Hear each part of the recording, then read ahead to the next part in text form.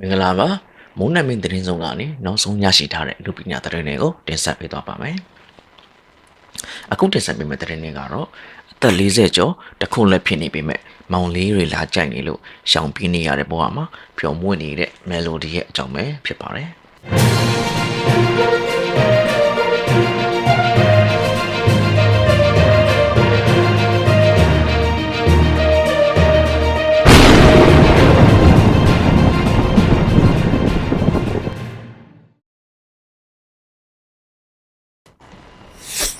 မယ်လိုဒီကတော့ကလေးတယောက်အမေဖြစ်ပေမဲ့အခုချိန်ထိလှပနုပြိုနေစေအမျိုးသမီးတယောက်လည်းဖြစ်ပါတယ်။တစ်ချိန်ကဗီဒီယိုခစ်မှာချစ်စရာကောင်းပြီးအပြစ်ကင်းစင်နေတဲ့မျက်နှာလေးကြောင့်ပရိသတ်အားပေးမှုကိုတခဲနဲ့ရရှိခဲ့သူတယောက်ပါ။တောင်တင်းပြီးလှပတဲ့ပုံလေးကြောင့်မျိုးသားဒူကြီးရဲ့အချစ်တော်မင်းသမီးတယောက်ဖြစ်ပေမဲ့အားလုံးရဲ့အသေးကိုခွဲပြီးအိမ်အောင်ပြုသွားခဲ့တာလည်းဖြစ်ပါတယ်။လူပညာလောကမှာဇာတ်ကားများစွာရိုက်ကူးရင်းနာမည်ရလာခဲ့တယ်လို့ကယ်ဒမီစုကြီးကိုပါပိုင်ဆိုင်ထားပေမဲ့အိမ်အောင်ပြုပြီးနောက်မှာနုပညာလောကနဲ့ကင်းကွာနေခဲ့ပါတယ်။မယ်လိုဒီကအိမ်အောင်ကြပြီးတိတ်မကြခင်မှာပဲတားဖြစ်သူကိုဝေဖွားခဲ့ပြီးအိမ်အောင်မှုကိုထိမ့်သိမ့်ရဲ့အလုပ်တွေရှုပ်နေခဲ့ရပါတယ်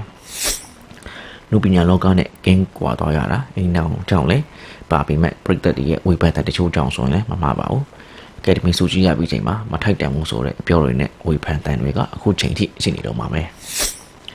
အကြောင်းမျိုးမျိုးကြောင့်အနုပညာလောကနဲ့ကင်းကွာခဲ့ရပေမဲ့အိမ်တော်ကွဲပြီးနောက်မှာအနုပညာလောကတွေကိုနောက်တစ်ချိန်ပြန်ဝင်လို့လာခဲ့ချိန်မှာဝေဖန်သူတွေထက်အားပေးချစ်ခင်သူတွေများပြားလာခဲ့ပါတယ်။ပွင့်လင်းတဲ့အပြောဆိုတွေကြောင့်ဝေဖန်မှုနေပြီးအားပေးတဲ့ပရိသတ်များခဲ့ပြီးအနုပညာလောကမှာတစ်ဖက်အောင်မြင်လာခဲ့တာလည်းဖြစ်ပါတယ်။မယ်လိုဒီကအိမ်တော်ကြပြီးခလင်းမွေးထားလဲမပြတ်စည်းတဲ့ပေါ်လေးနဲ့ရုပ်ရည်ကြောင့်အားပေးတဲ့ပရိသတ်တွေအပြင်လိုချင်သူတွေကလည်းဝိုင်းဝိုင်းလည်နေစေပါပဲ။မကြခင်ရဲ့ပိုင်းကအသက်42နှစ်ပြည့်ခဲ့တဲ့မယ်လိုဒီကတော့ချစ်ခင်ကြတဲ့ပရိသတ်တွေရဲ့မွေးနေ့ surprise ကြောင့်ပျော်ရွှင်နေတာကလေးတယောက်လိုပါပဲအရင်ကအမွေးနေ့ပွဲကိုတကယ်ချင်းအပေါင်းအသင်းမိသားစုတွေနဲ့သာကျင်းပခဲ့ပေမဲ့အခုနှစ်မွေးနေ့မှာတော့သူမကိုချစ်တဲ့ fan တွေနဲ့ကျင်းပခဲ့တာပါမယ်လိုဒီကတော့သူ့ရဲ့မွေးနေ့မှာလက်ဆောင်အပြိုင်ပြေးကြတဲ့ပရိသတ်တွေကြောင့်ပါဇက်မစီနိုင်အောင်ပျော်ရွှင်နေရပါပြီနော်လက်စွပ်တွေလည်းမွေးနေ့လက်ဆောင်ပေးကြသလိုတံမိုးကြီးရှိမွေးတွေငွေသားမှုတ်ဖိုးတွေနဲ့အခြားသောလက်ဆောင်တွေကလည်းအများကြီးပါပဲအိမ်တော်ကြီးမှာတော့ကံမကောင်းလို့တခုလည်းဖြစ်ခဲ့ရပြီမဲ့ကျန်တဲ့ကံတွေစံတွေကတော့သူ့မအတွက်ကောင်းနေစေပါပဲ928မီတာမှာတော့အမျိုးသားတွေအမျိုးသမီးတွေစီကပါအပြည့်အဝရရှိလာတာကြောင့်သူ့ရဲ့ကံကောင်းမှုကိုကျင့်တဲ့ပြီးဖြစ်နေပါတယ်အရင်ကချစ်ကြိုက်ခဲ့တဲ့နေမင်းတို့ကလည်းတနာကြည့်တဲ့မိန်းမဆိုပြီးလိုက်ဖွာတာကြောင့်တိုင်းတိပြီးတိအဆက်ကွဲခဲ့ရတယ်လို့အိမ်တော်ကြီးမှာလည်းတခုလက်ပေါ်ကိုရောက်ခဲ့ရပါတယ်အိမ်တော်ကွဲပြီးချိန်မှာလည်းရီဘဂါဝင်းအမျိုးသားနဲ့ဖောက်ပြန်ခဲ့တဲ့ပုံတွေထွက်ခဲ့တဲ့အပေါ်နောက်ထပ်တစ်ချိန်အဆက်ကွက်ခဲ့ရတဲ့ဖြစ်ပါပဲမယ်လိုဒီကတော့အဆက်တွေကွဲပြီး1500အချိန်မှာကံမကောင်းဖြစ်ပြီးနောက်ပိုင်းမှာတော့သူမရဲ့အခြေအေးကတော့တိတ်ဆိတ်နေခဲ့ပါတယ်ချစ်သူရှိရပေမဲ့အခြေအေးအကြောင်းထုံးမပြောတော့ပဲငြင်းခဲ့ပေမဲ့အခုချိန်မှာတော့သူ့ရဲ့အခြေအေးအကြောင်းပြောပြလာပြီလည်းဖြစ်ပါတယ်မယ်လိုဒီကတော့အခုလို42နှစ်အရွယ်ရောက်နေပြီမဲ့လာကြိုက်တဲ့လူတွေကဝိုင်းဝိုင်းနေနေတော့ပါပဲလာကြိုက်တဲ့အမျိုးသားတွေကအရွယ်ဆုံးစိုက်ဆုံးရှိတယ်လို့ကလေးတွေစီကပါခြေရေးဆိုတာခံနေရသူပါ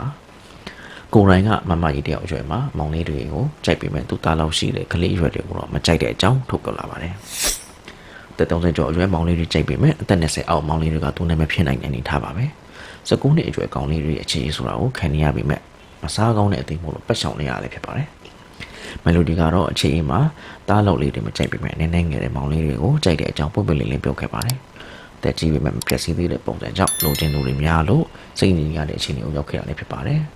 ပရိသတ်လေးတို့လည်းအသက်ကြီးပေမဲ့လိုချင်တာရနိုင်တဲ့မယ်လိုဒီအခြေအနေတွေကိုအားချနေပြီလားဆိုတော့ပြောတော့တတ်ပါအောင်ဟုတ်ကဲ့ပါအခုတင်ဆက်ပေးခဲ့တာတော့မိုးနယ်မင်းကနေနောက်ဆုံးရရှိထားတဲ့အမှုပညာသတင်းတွေကိုတင်ဆက်ပေးခဲ့တာပဲဖြစ်ပါတယ်ကျွန်တော်သူရိန်မော်ပါ